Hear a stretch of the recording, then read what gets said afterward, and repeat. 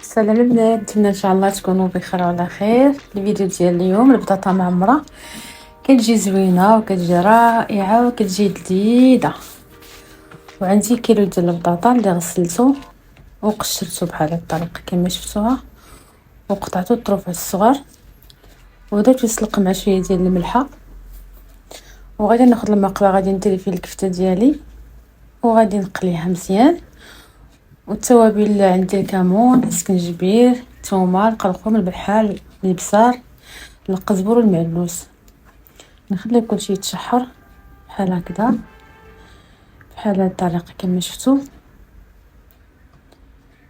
خليه يتشحر مزيان. ملي طابت لينا البطاطا درت لي واحد المعلقه كبيره ديال الزبده وعفستها مزيان، ودرت القزبر والمعلوس، ودرت واحد شويه ديال البصار، عجنتهم مزيان بحال هاد الطريقه هادي، ودرت واحد 2 معالق كبار ديال المايزينا.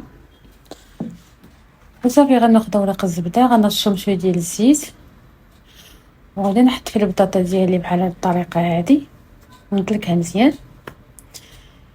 ايوا صافي غادي نزيد ندير عليها الحشوه ديال الكفته كما شفتوا،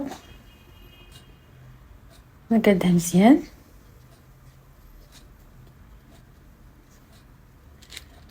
ودابا غنحط الكفته ديالي ونوزعها مزيان فوق البطاطا بحال هكا كما شفتوها.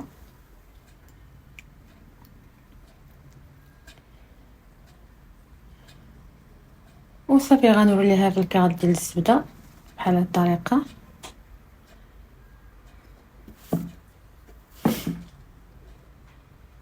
كتجي زوينه بزاف وكتجي لذيذه. ونحط فوقها الفرماج. ايوا الفران شعلته على 180 درجه الفوق والتحت، غيذوب غير داك الفرماج وصافي.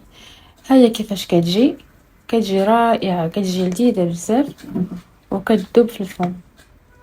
نتمنى ان شاء الله هذا الفيديو عجبكم. الا عجبكم ما تنساوش التعليقات ديالكم وبارطاجيو القناه مع اهل والاحباب باش دائما يوصلكم الجديد.